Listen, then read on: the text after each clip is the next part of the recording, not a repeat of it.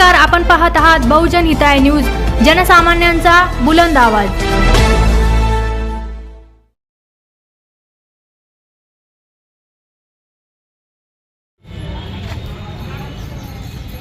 या पेशंटला त्यांनी अशा घाणेरड्या ठिकाणी, हे बघा इथे किती घाण आहे, अशा ठिकाणी ती इथे आज झोपलेली आहे आणि त्यांचा रिपोर्टची वाट बघताय की आज तरी मला ऍडमिट करून घेतील, उद्या तरी करून घेतील। काय करते शासन, काय करत आहे? अधिकाऱ्यांना नम्रतेची विनंती आहे की अशा गरीब लोकांसाठी तुम्ही नियंत्रण चांगलं ठेवा आणि तिथे काय नाही, तुमचे रिपोर्ट का बरं नाही येते? एवढे दिवस 8 दिवस रिपोर्टला का बरं लागत आहे? मॅडम आज रिपोर्ट आला तरी पण नाही घेतलं। काय बोलले? MRI करायचं तर 6 दिवसांनी MRI 6 दिवसांनी, असे 6 दिवस, असेच 8 दिवस, असेच 15 दिवस। तुम्ही सांगा, तुम्ही बोला एक मिनिट। त्यांनी ती गाठ नेली चेक करायला, बोलले आता 1 तारखेला रिपोर्ट येईल, 5 दिवस थांबा।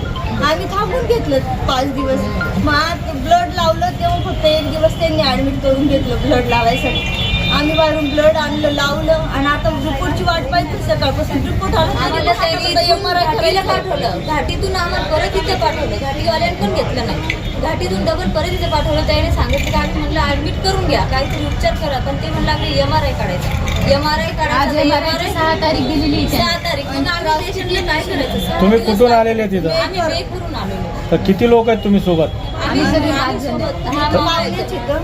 तर तुमच्या पेशंटला आतमध्ये ऍडमिट पण करून घेतलं जातं। तुम्ही तिथं कोणाशी बोलणं केलं तिथं? आम्ही ट्रीटमेंट काय द्यायची म्हणतात त्यांना? काय ट्रीटमेंट द्यायची म्हणतात? बरं, तर यांना आता MRI साठी तिकडे पाठवताय। काय MRI ची मशीन इथे का बरं नाहीये? अशा पेशंटला त्या आज महिला आहेत, फक्त महिला आहेत सोबत, आम्ही कशा येणार? भाऊ नाही, भाऊ नाही, आम्हाला वडील पण नाही, आम्ही दोघीच बहिणी। कसं नेणार? लहान आहे, मग इथं आम्ही काय काय करायचं? एवढं मोठं कर्करोग हॉस्पिटल आहे हे, तर मग इथे MRI ची मशीन का बरं नाहीये? ते कधी आले तुम्ही? MRI ची मशीन आहे बोलले ते, पण ती MRI 6 तारखेपर्यंत MRI वाट पाहायची डेट का नाही आम्ही? दिलं पाहिजे।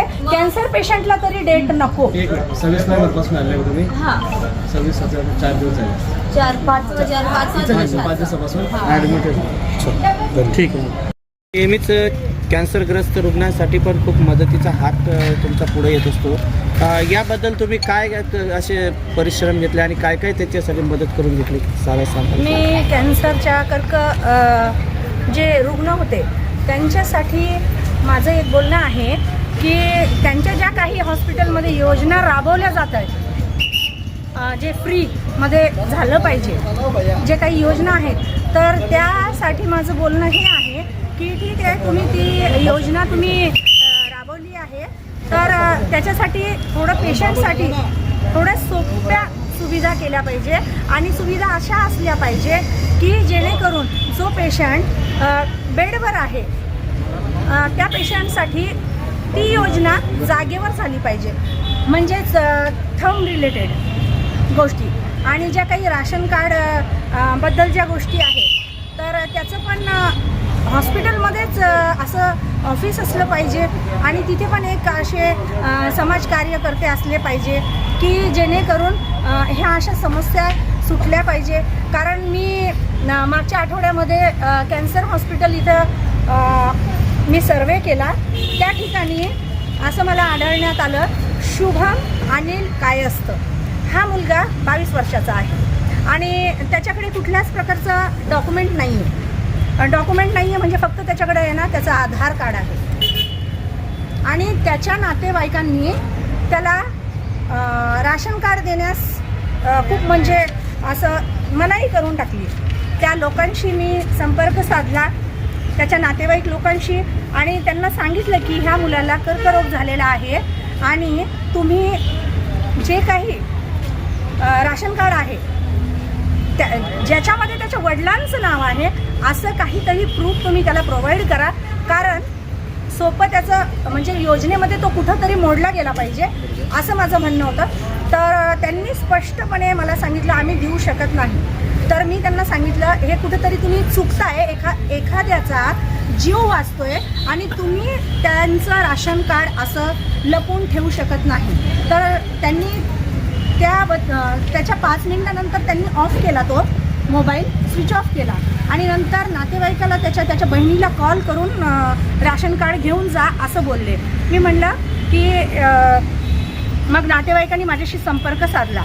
त्यावेळेस मी त्या नातेवाईकांना ते राशन कार्ड बघितल्यानंतर त्याच्या वडिलांचं देखील त्याच्यामध्ये नाव नव्हतं. पण माझ्या म्हणजे जे बुद्धीमध्ये माझी म्हणजे मी आजपर्यंत जी डॉक्युमेंटच्या याच्यामध्ये बघितलेलं आहे, तर जर आजोबांचं नाव राशन कार्डमध्ये आहे तर कुठंतरी त्याच्या आजोबाचं नाव त्याच्याशी लागलेलं आहे, ते पॅन कार्डमध्ये असतं.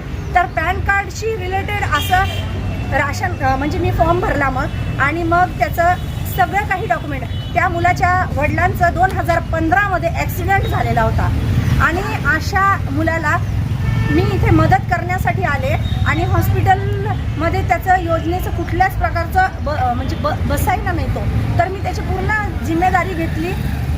त्याच्या शाळेमध्ये फोन केला, त्याच्या वडिलांच्या शाळेमध्ये फोन केला.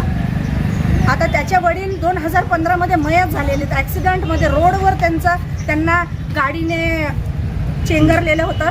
तर त्याबद्दल मग मी विचारणा केली.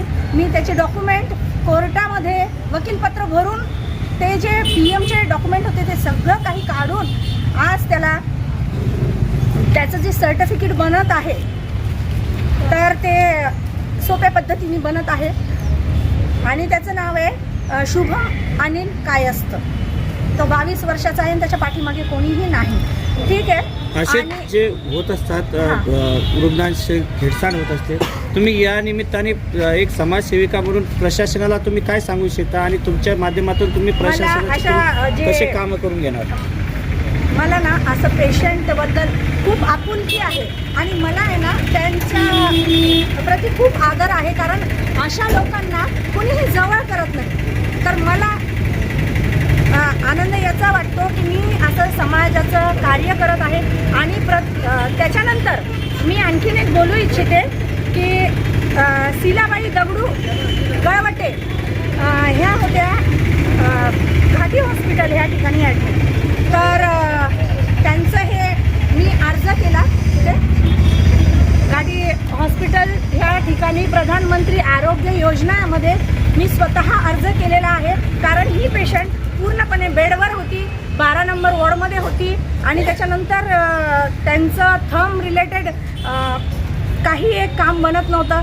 तर मी त्यांना विनंती केली आणि मग त्यांनी मला घाटी हॉस्पिटलमध्ये असं अर्ज करायला सांगितलं आणि मी ते अर्ज केला आणि त्यांचं काम झालं आणि त्यांचं कार्डही बनलं आणि त्यांचं ऑपरेशनही झालं.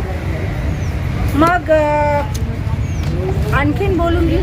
आणि तुमच्या माध्यमातून आता हे रुग्णांची तुम्ही सेवा करता, परंतु तुम्ही जर आता समाजसेवेचा आणि राजकारणामध्ये उतरणार तर तुमचा काय अजेंडा काय असणार आहे रुग्णसेवेच्या माध्यमातून? मी प्रभाग क्रमांक 5 ह्या ठिकाणी माझा जन्म झालेला आहे मधून.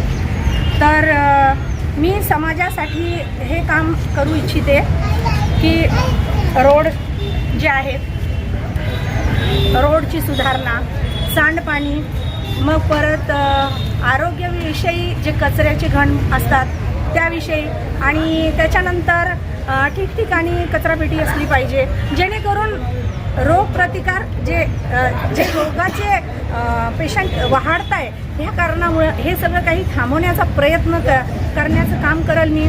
परत मग जे रोडवर लाईट्स आहेत तर नाही आहेत, काही माझ्या भागामध्ये नाही आहेत, तर नक्कीच महानगरपालिका ह्या ठिकाणी मी तो जाऊन प्रश्न नागरिकांचा, माझ्या वार्डाच्या नागरिकांचा प्रश्न सोडवणं हे माझं कर्तव्यच आहे. जर नागरिकांनी देखील मला म्हणजे मी काय काम केलेलं आहे मागील वर्षामध्ये, मी काय काम केलेलं आहे ह्या गोष्टीचा विचार जर नागरिकांनी केला तर त्यांना चांगलाच नगरसेवक निवडून देता येईल. कारण नोट देऊन वोट देणं हे बरं नाही आहे, तर वोट योग्य माणसाला तुम्ही द्या म्हणजे तुम्हाला कुठंतरी बोलण्याचा अधिकार राहतो. असं मी माझ्या नागरिकाला 5 नंबर जे आहे प्रभाग क्रमांक 5 इथल्या नागरिकांना मी हे सांगू इच्छिते. चालेल. तुमचं नाव मॅडम?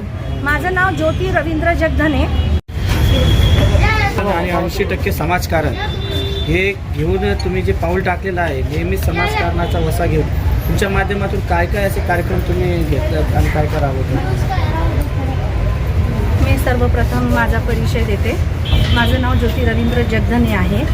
मी प्रभाग क्रमांक 5मधून बोलत आहे आणि मी समाजासाठी आजपर्यंत जे काही काम केलेलं आहे, मी आधीच्या न्यूजमध्ये सांगितलेले आहे की मी कोविड अंतविधी अंतर्गत काम केलेलं आहे आणि महानगरपालिका मधून मला जे काम देण्यात आलं होतं तर ते कोविड अंतविधी. तर कोविड अंतविधीमध्ये मी जे काही काम केलेलं आहे ते आरोग्य विभागाचं होतं आणि आज मी समाजासाठी जे काम करत आहे तर जे काही आहे समाजासाठी म्हणजे माझ्या प्रभागासाठी जे काम करायचं आहे मला तर ते म्हणजे रस्त्याची सुधारणा, जे ड्रेनेज लाईन आहेत, पाण्याची समस्या आहे आणि जे काही कचऱ्याबद्दल मी बोलत आहे. म्हणजे हे आरोग्य विभागातच कुठेतरी मोडते. कारण जर ठिकठिकाणी कचरा साठलेला आहे त्या ठिकाणामुळे त्या तशा म्हणजे आरोग्यासाठी जे घातक आहे अशी कामं वार्डामध्ये होत आहेत. तर मग यासाठी काय केलं पाहिजे तर वार्डाच्या विकासासाठी तर आपण म्हणजे ठिकठिकाणी कचरापेटीचं नियोजन केलं पाहिजे. परत रस्त्याची सुधारणा केली पाहिजे.